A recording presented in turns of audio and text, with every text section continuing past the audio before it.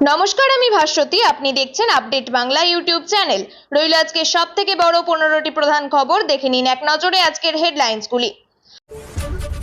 আমরা জিতলে বাংলাদেশের সঙ্গে কাঁটাতার রাখবো না, বিতর্কিত মন্তব্য জগন্নাথের। চোরা পথে বাংলাদেশে পালানোর চেষ্টা, সীমান্তে ধৃত 11 বাংলাদেশি।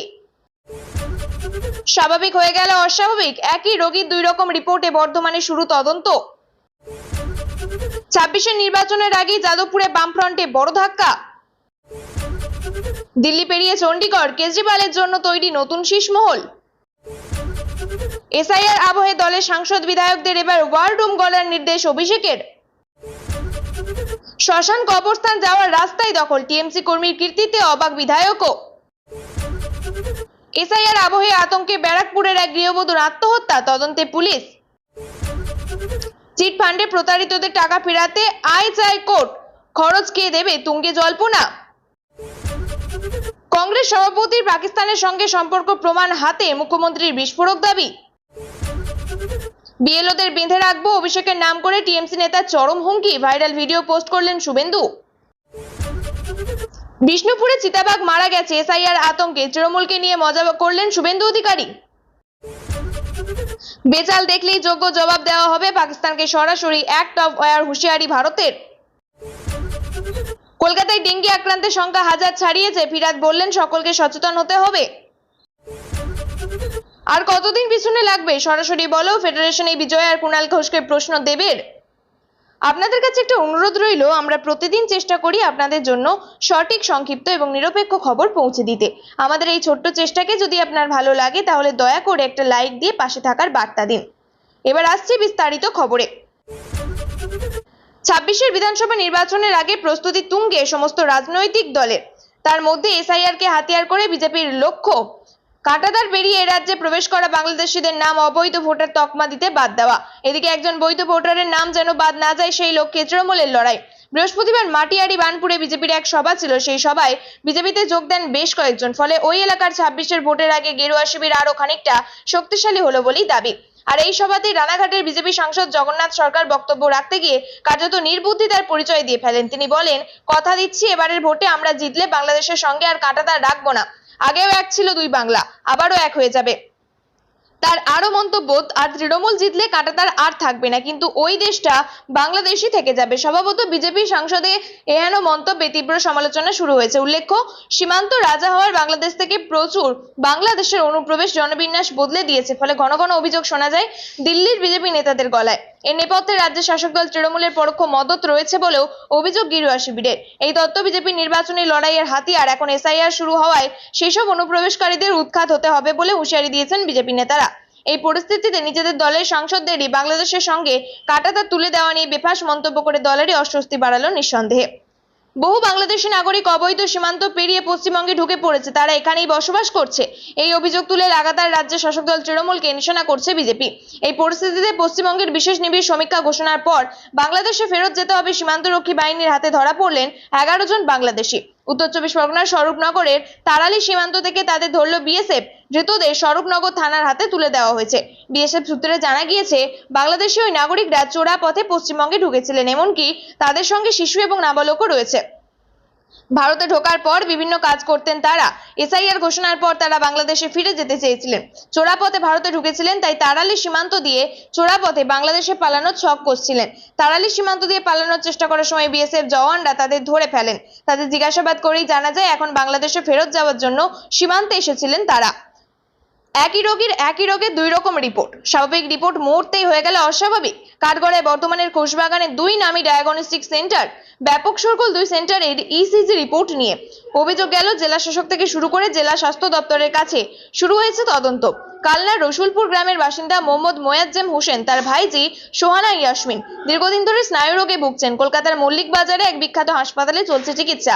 চিকিৎসকের নির্দেশ হয় ইসিজি। বর্তমানে খোশবাগানের রামকৃষ্ণ রোডের এক ডায়াগনস্টিক সেন্টারে প্রথমে তা হয়। রিপোর্ট বলছে স্বাভাবিক। সেই রিপোর্টের ভিত্তিতে চলে চিকিৎসা, কিন্তু রোগীর কোনো উন্নতি হয়নি। এরই মধ্যে চিকিৎসকের নির্দেশে ফের হয় ইসিজি। সেটা হয় খোশবাগানের আরবি ঘোষ রোডের অন্য একটি ডায়াগনস্টিক সেন্টারে। সেখানেও এক রিপোর্ট, কিন্তু এটি দেখে চিকিৎসক সাফ জানিয়ে দেন এর কোনো ভিত্তি নেই। অভিযোগ রেখাচিত্র বা গ্রাফ না দেখেই ইচ্ছেমতো রিপোর্ট তৈরি করে ফেলা হয়েছে। মোয়াজ্জেম হোসেন বলছেন, একটা রিপোর্ট হয়েছিল 25শে ফেব্রুয়ারি, পরেরটা 16ই অক্টোবর। দুই সেন্টারেই যোগাযোগ করি। রামকৃষ্ণ রোডের সেন্টার বিনামূল্যে নতুন রিপোর্ট দেওয়ার আশ্বাস দেন। অন্যদিকে আরবি ঘোষ রোডের সেন্টারে দুই কর্মী আমাদের বাড়িতে আসেন, নতুন রিপোর্ট দেন, সেখানে আবার লেখা অস্বাভাবিক। এদিকে পুরনো গ্রাফ ব্যবহার করেই নতুন রিপোর্ট তৈরি করা হচ্ছে। এই বিষয়ে শোরগোল শুরু হতেই জেলাশাসক আয়েশা রানী জানাচ্ছেন, সিএমএইচকে সরেজমিনে পরিদর্শন করে রিপোর্ট জমা দেওয়ার নির্দেশ দেওয়া হয়েছে। যাদবপুরে লাল দুর্গে ভাঙনের সুর, দলীয় নেতৃত্বের উপর ক্ষোভে একযোগে ইস্তফা 65 সিপিআইএম সদস্যের। রাজনীতির ময়দানে যাদবপুর মানেই দীর্ঘদিনের বাম সাফল্য, ক্ষমতা হারিয়ে ধারাবাহিক আন্দোলন এবং সংগঠনের উপস্থিতি বজায় রেখে এসেছে বামফ্রন্ট। বুদ্ধদেব ভট্টাচার্যের প্রাক্তন নির্বাচনী কেন্দ্র বলেই বা সংগঠনের মজবুতের ভিতরের কারণেই হোক, রাজনৈতিক বিশ্লেষকরা আজও যাদবপুরকে বাম দুর্গ হিসাবে চিহ্নিত করে। 2011 সালে পরাজিত হলেও তারা তৃণমূল জমানায় 2016 থেকে সেই আসন উদ্ধার করে সিপিআইএম। 2021-এ অবশ্য আবার আসন হাতছাড়া হয়, তবে এবার 2026-এর ভোটের আগে সেই দুর্গেই বড় ধাক্কা বাম শিবিরে। দলীয় নেতৃত্বের বিরুদ্ধে ক্ষোভ উগরে বৃহস্পতিবার একযোগে ইস্তফা দিলেন দক্ষিণ যাদবপুর 1 নম্বর এরিয়া কমিটির অধীনস্থ 65 জন সিপিআইএম সদস্য। তাদের মধ্যে রয়েছেন বেশ কয়েকজন এরিয়া কমিটির সদস্য। দলীয় সূত্রে জানা গিয়েছে, বিগত কয়েক মাস ধরেই দক্ষিণ যাদবপুর 1 নম্বর এরিয়া কমিটির সম্পাদক রৈশন মণ্ডলের বিরুদ্ধে ক্ষোভ জমেছিল নেতাকর্মীদের একাংশের। অভিযোগ, স্বজন পোষণ, স্বেচ্ছাচারিতা এবং একনায়কতন্ত্রের ভরসায় সংগঠন চালাচ্ছিলেন এরিয়া কমিটির সম্পাদক। বহু সিদ্ধান্ত নেওয়া হয়েছিল কাছের গোষ্ঠীভিত্তিক এবং একতরফা। গোটা পর্বে ঘৃতাহুতি হয় এক যুব নেতাকে বহিষ্কারের ঘটনায়। অভিযোগ, ব্যক্তিগত আক্রোশে দলীয় গণগঠনতন্ত্র না মেনে আত্মপক্ষ সমর্থনের সুযোগ না নিয়েই ওই যুবক নেতাকে বহিষ্কার করা হয়। তাদের মধ্যে রয়েছেন এরিয়া কমিটির সদস্য জয়ন্ত মুখোপাধ্যায়, কিশোর দাশগুপ্ত, কৌশিক ঘোষ প্রমুখ। এরিয়া সম্পাদক রোশন মণ্ডলের সঙ্গে একাধিকবার যোগাযোগের চেষ্টা করা হলেও তিনি ফোন ধরেননি। জেলা সম্পাদক রতন বাগচি অবশ্য দাবি করেছেন, তার কাছে এই বিষয়ে কোনো খবর নেই। এদিকে সংগঠনের পুনরুজ্জীবনের চেষ্টায় বাম নেতৃত্ব যখন ঘাম ঝরাচ্ছে, ঠিক তখনই যাদবপুরের মতো ঐতিহ্যবাহী এলাকায় দলীয় বিভাজন বাম শিবিরের ভাবমূর্তিতে বড় ধাক্কা। পাঞ্জাবের বুকে 2 একর জমির উপর তৈরি হলো শীষমহল, যা আবার জুটল কেজরিওয়ালের ভাগ্যে। দিল্লির রাজনৈতিক আবহে পাক খাচ্ছে এই প্রশ্নগুলি তুলে দিয়েছে শাসক দলের বিজেপি। অবশ্য আপ বলেছে এই সবই মিথ্যা, কোনো যুক্তি নেই। শুক্রবার দিল্লি বিজেপি নিজেদের দলের এক্স হ্যান্ডেলে পোস্ট করে লেখেন, যিনি জনসাধারণের সামনে সাধারণ মানুষ সেজে থাকেন, তার জন্য আরও একটি শীষমহল তৈরি হয়ে গেল। নিজেদের দাবিকে যুক্তিসাপেক্ষ করতে সেই প্রায় নির্মীয়মান বাংলোর একটি ছবি পোস্ট করেছে তারা। বোঝা যাচ্ছে ছবিটা কিছুটা স্যাটেলাইট ছবির মতো, যাতে দেখা গিয়েছে চণ্ডীগড়ের সেক্টর 2-এ বিস্তর ফাঁকা এলাকার মাঝে তৈরি হচ্ছে বিরাট একটি প্রাসাদ। তবে বিজেপির এইসব দাবিকে খুব একটা গুরুত্ব দিতে নারাজ আম আদমি পার্টি। তাদের দাবি, এইসব অভিযোগ ভিত্তিহীন, ভুয়ো খবর ছড়াচ্ছে গেরুয়া শিবির। ওদের যমুনা নিয়ে তৈরি মিথ্যাচার মানুষের সামনে আসতেই এখন তাড়াতাড়ি বাংলোর গল্প বানাচ্ছে তারা। এই বাসভবন বরাদ্দ হওয়ার কোনো নথিপত্র কি দেখাতে পেরেছে ওরা? দিল্লির নির্বাচন পর্বে নানানভাবে মাথা চাড়া দিয়েছিল এই শীষমহল বিতর্ক। এই প্রসঙ্গে বলে রাখা ভালো, মুখ্যমন্ত্রীর বাসভবন তৈরি করেছিলেন দিল্লির প্রাক্তন মুখ্যমন্ত্রী অরবিন্দ কেজরিওয়াল। সেই বাসভবনের বিলাসিতা, সৌন্দর্য, প্রাচুর্য নজর কেড়েছিল সাধারণ মানুষের। এসআইআর আবহে তৃণমূল সাংসদ বিধায়কদের বিশেষ দায়িত্ব, প্রত্যেক বিধানসভায় 15 জনের টিম গড়ার নির্দেশ দিলেন তৃণমূলের সর্বভারতীয় সাধারণ সম্পাদক অভিষেক বন্দ্যোপাধ্যায়। হার্ড কপি এবং ডিজিটাল লিস্ট মিলিয়ে দেখার নির্দেশ দিয়েছেন। কোথাও কোনো অসংলগ্ন কিংবা প্রক্রিয়া ত্রুটি দেখা গেলে আইনি পদক্ষেপের বার্তা দিয়েছেন। শুক্রবার দলের সাংসদ বিধায়কদের সঙ্গে ভার্চুয়ালি বৈঠক করেন অভিষেক। তাতেই তালিকায় অগ্রগতি থাকলে আইন থেকে পদক্ষেপের নির্দেশ দেন। পাশাপাশি 1 থেকে 3 নম্বর বিধানসভা ভিত্তিক দলের বিধায়ক সংসদদের বৈঠকে নির্দেশ দিয়েছেন তিনি। রাজনৈতিক বিশ্লেষকদের মতে এখন এসআইআর এর মৌখিক বিরোধিতার বদলে রাজনৈতিকভাবে লড়বার পথে হাঁটছেন অভিষেক বন্দ্যোপাধ্যায়। সেই কারণেই দলের কর্মী, সাংসদ, বিধায়কদের লড়বার নির্দেশ দিলেন তিনি। প্রত্যেক বিধানসভায় 15 জনের টিম তৈরি করতে হবে। 5 জনের কাছে থাকবে ল্যাপটপ, একজন সরাসরি BLO 2 এর সঙ্গে যোগাযোগ থাকবে। মূলত কোচবিহারের মাথাভাঙা, উত্তর 24 পরগনার অশোকনগর থেকে একাধিক অসঙ্গতির খবর আসছে বলে জানা যাচ্ছে। অর্থাৎ সেক্ষেত্রে অনেকবার দেখা যাচ্ছে 2002 সালে ভোটার লিস্টে নাম থাকার পরেও এখন তালিকায় নেই। বৈঠকে এই বিষয়টি তুলে ধরেন অভিষেক। ভোটার তালিকার বিশেষ নিবিড় সংশোধনী চালু হওয়ার দিন থেকেই তৃণমূল বিজেপির বাকযুদ্ধ চলছে। সাম্প্রতিক সময়ে রাজ্যের বিভিন্ন জেলায় মৃত্যুর ঘটনাকে এসআইআর এর সঙ্গে জুড়ে দেওয়ায় এই দরজার সূত্রপাত। উত্তর 24 পরগনার পানিহাটির এক প্রৌঢ়ের আত্মঘাতী হওয়ার ঘটনাকে এসআইআর এর সঙ্গে জুড়ে দিয়েছে তৃণমূল। সন্ধ্যায় কলকাতার সল্টলেকের দলীয় কার্যালয়ে সাংবাদিক বৈঠকে শুভেন্দু শাসক দলকে বিদ্রুপ করে বলেন, আজকে তো বিষ্ণুপুরের বাঁকাদহে মৃতা চিতাবাঘ পাওয়া গিয়েছে, তার পাশে লেখা আছে এসআইআর এর কারণে মারা গেছে। পানিহাটির মতো ভাইপো নিশ্চয়ই ওখানে যাবে, সৎকারের ব্যবস্থা করবে। উল্লেখ্য, পানিহাটি পুরসভার 9 নম্বর ওয়ার্ডের আগরপাড়ার মহাজাতি নগরের উমা অ্যাপার্টমেন্টের 3 তলার ফ্ল্যাটের বাসিন্দা মৃত বছর 57 প্রদীপ করের বাড়িতে গিয়েছিলেন অভিষেক ব্যানার্জি। তিনি পরিবারটির পাশে থাকার বার্তা দিয়ে আসেন। যদিও প্রৌঢ়ের ডায়েরিতে লেখা মৃত্যুকালীন জবানবন্দি নিয়ে অনেক প্রশ্ন উঠছে। বিজেপির অভিযোগ যে ডায়েরিতে নির্দিষ্ট লেখা আদপি ওই প্রৌঢ়ের নয়, কারণ তার ডান হাতের 4টে আঙুল ছিল না বলে দাবি করেছেন পরিবার। বাঁকুড়ায় বিজেপির যুব নেতা সব্যসাচী ভট্টাচার্য ওই মরা চিতাবাঘের একটি ছবি পোস্ট করেছেন নিজের ফেসবুক পেজে। বাঘটির পাশে একটি চিরকুটে লেখা আছে, আমার মৃত্যুর জন্য দায়ী এনআরসি। তিনি লিখেছেন, বাঁকুড়ার বিষ্ণুপুরের বাঁকাদহে মৃত চিতাবাঘের দেহের পাশে উদ্ধার হয়েছে সুইসাইড নোট। চিতাবাঘটি লিখে গেছে, মৃত্যুর জন্য এনআরসি দায়ী। এবার আপনারা প্রশ্ন করবেন যে চিতাবাঘের হাত নেই, তাহলে সুইসাইড নোট লিখলো কিভাবে? ঠিক যেভাবে পানিহাটির প্রদীপ করের হাতের আঙুল ছাড়া সুইসাইড নোট লিখেছিলেন, ঠিক সেইভাবেই লিখেছে। পাকিস্তানকে সরাসরি কড়া বার্তা দিল ভারতীয় সেনা। ভারতের বিরুদ্ধে পাকিস্তানের যে কোনো সন্ত্রাসী হামলাকে এবার পর থেকে অ্যাক্ট অফ ওয়ার বা যুদ্ধ ঘোষণার সমতুল্য বলে ঘোষণা করা হবে, এমনই স্পষ্ট হুঁশিয়ারি দিয়েছেন ভারতীয় সেনার দক্ষিণ পশ্চিম কমান্ডের কমান্ডার লেফটেন্যান্ট জেনারেল মনজিদর সিং। তিনি দিনের এই মহড়ায় সেনার বিভিন্ন শাখার সমন্বয়ে অত্যাধুনিক প্রযুক্তি এবং অস্ত্রশস্ত্রের ব্যাপক ব্যবহার নজরে পড়ে। ড্রোন থেকে শুরু করে যুদ্ধ tank, multi launch rocket system, missile, সব ক্ষেত্রে ভারতীয় বাহিনী তাদের জোরালো সক্ষমতা প্রদর্শন করে। সীমান্তের উপরে প্রতিপক্ষের উদ্দেশ্যে এ যেন এক কড়া কূটনৈতিক বার্তা। ভারতের নিরাপত্তা নিয়ে কোনো রকম ছাড় দেবে না। সাম্প্রতিক মাসগুলিতে পাকিস্তানের অধিকৃত কাশ্মীর এলাকায় জঙ্গি কার্যকলাপ বৃদ্ধি এবং সীমান্তে সংঘর্ষ বিরোধীর চুক্তি লঙ্ঘনের অভিযোগে ভারত বিভিন্ন সময় কড়া প্রতিক্রিয়া দেখিয়েছে।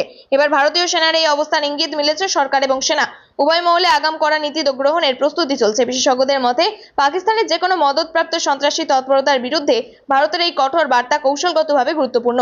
এটি শুধু সীমান্তে নয়, আন্তর্জাতিক অঙ্গনেও পাকিস্তানের উপর চাপ বাড়বে। সেনার এই মহড়া এবং সতর্কবার্তা স্পষ্ট করে দিলেন ভারতীয় নিরাপত্তা নীতি এবং এখন শুধু প্রতিরক্ষামূলক নয়, বরং সক্রিয় প্রতিরোধমূলক। ভবিষ্যতে সীমান্তে বা অভ্যন্তরীণ কোনো সন্ত্রাসী হামলা ঘটলে তা আর কেবল সামরিক প্রতিহিংসা নয়, বরং পূর্ণাঙ্গ যুদ্ধের প্রত্যুত্তর ডেকে আনতে পারে। শহর জুড়ে ডেঙ্গির দাপট বাড়বে। কলকাতা পুরসভা হিসাবে এবছর এখনো পর্যন্ত 1017 জন আক্রান্ত, আগের বছরের তুলনায় প্রায় 85 বেশি কেস। এই পরিস্থিতিতে সচেতনতার বার্তা দিলেন পুরমন্ত্রী কলকাতার মেয়র ফিরহাদ হাকিম। ফিরহাদ জানান, বিক্ষিপ্ত বৃষ্টির সময় ছাদ, টব বা জমে থাকা জলেই মশার লার্ভা সব থেকে বেশি জন্ম নিচ্ছে। তার কথায়, আমরা পুরসভার তরফে নিয়মিত ফগিং করছি, কিন্তু নাগরিক সহযোগিতা ছাড়া এই যুদ্ধে জয় আসবে না। সম্প্রতি ডেঙ্গিতে উত্তর কলকাতার 4 বছরের শিশুর মৃত্যু হয়েছে। এই ব্যাপারে জানতে চাওয়া হলে মেয়র বলেন, এই বিষয়ে আমি কিছু বলতে পারবো না, স্বাস্থ্য দপ্তর থেকে কোনো রিপোর্ট এখনো পাইনি। অন্যদিকে ফুটপাত ইস্যুতে এদিন মুখ খুলেছেন ফিরহাদ। গ্রেট ইস্টার্ন হোটেলের সামনেও ফুটপাতের বিষয়ে পুলিশের ভূমিকা নিয়ে ক্ষোভ প্রকাশ করেছেন তিনি। প্রথমবারের মতো বিজয়া সম্মেলনের আয়োজন করেছিল সিনে ফেডারেশন, যা শুক্রবার রাতে অনুষ্ঠিত হয়েছে টেকনিশিয়ান স্টুডিওতে। এই অনুষ্ঠানে উপস্থিত ছিলেন টলিউডের তারকারা এবং রাজনৈতিক ব্যক্তিত্বরা। ফেডারেশনের সভাপতি স্বরূপ বিশ্বাস এবং রাজ্যের মন্ত্রী অরূপ বিশ্বাস এই উপস্থিতিতে যেন স্টুডিওতে চাঁদের হাট বসেছিল। এদিন অনুষ্ঠানে হাজির ছিলেন অভিনেতা জিৎ, আবি চট্টোপাধ্যায়, শিবপ্রসাদ মুখোপাধ্যায় এবং আরও সিনে দুনিয়ার তাবড় তারকারা। রাত বাড়তি আসেন অভিনেতা সাংসদ দেব। প্রায় একই সময় উপস্থিত হন তৃণমূল মুখপাত্র কুণাল ঘোষ। এদিন তাদের মঞ্চে মুখোমুখি হওয়ার ঘিরে চাপা উত্তেজনা ছিল অনেকের মধ্যে, তবে দুজনেই কাছে টেনে নেন একে অপরকে। মঞ্চে জিৎ থেকে দেব প্রায় সকলকেই সম্বর্ধনা দিচ্ছিলেন ফেডারেশন সভাপতি। যখন কুণাল ঘোষের নাম ঘোষণা হলো, তখন মন্ত্রী অরূপ বিশ্বাস সবাইকে অবাক করে দিয়ে অনুরোধ করেন, আমি অনুরোধ করছি দেব যেন ইন্ডাস্ট্রির তরফ থেকে কুণাল ঘোষকে সম্বর্ধনা দেয়। চাপা উত্তেজনা, কোলাহল এবং হাসি ঠাট্টার মাঝেই দেব এগিয়ে গেলেন এবং কুণাল ঘোষকে সম্বর্ধনা দিলেন। আর ঠিক এরপরেই করলো আসল চমক, মাইকে সরাসরি প্রশ্ন উত্তরের পর্ব। সম্বর্ধনা দেওয়ার পরে মাইক হাতে নিয়ে সরাসরি কুণাল ঘোষকে উদ্দেশ্য করে বলেন, ও কুণাল দা, আর কতদিন পিছনে লাগবে, আগে আমাকে ক্লিয়ার করো। মাইক হাতে নিয়ে তৃণমূল কংগ্রেসের মুখপাত্র পাল্টা বলেন, আমার উত্তরটা স্পষ্ট ছিল, পিছনে লাগতে গেলেও ভালো পিছন দরকার। যদিও পর মুহূর্তেই তিনি নিজেকে সামলে সুর নরম করেন এবং বলেন, দেবের জন্য অনেক অনেক শুভেচ্ছা, আমি দেবকে খুব ভালোবাসি, এর জন্য কাউকে কৈফিয়ত দেওয়ার দরকার নেই। কোনো কারণে একটু টুকটাক লেগে যায়, সেটা দেবও জানে, কিন্তু ইন্ডাস্ট্রিতে দেব দেবী, এই নিয়ে তো অস্বীকার করার জায়গা নেই। আমাদের দাদা ভাইয়ের সম্পর্ক ছিল, আছে এবং থাকবে। এরপর কুণাল ঘোষের কাঁধে হাত রেখে মাইক টেনে নিয়ে বলেন, কুণাল দা আমার কাছের মানুষ, তিনি ছবিও করেছেন, আমার শুভেচ্ছা। আমাদের সবাইকে একজোট হয়ে থাকতে হবে, সাপোর্ট দরকার, নেতিবাচকতার কোনো জায়গা নেই, এটাই শুধু বলতে চাই। কথায় বলে, যার সব ভালো তার শেষ ভালো। বিজয়া সম্মেলনের মিলন উৎসব দেব এবং কুণাল ঘোষের মধ্যেকার পূর্বের তিক্ততার অবসান এবং ভবিষ্যতের ইতিবাচক ইঙ্গিত কি মিলবে কিনা তা সময় বলবে। প্রিয় দর্শক, নিয়মিত সঠিক খবরগুলি সঠিক টাইমে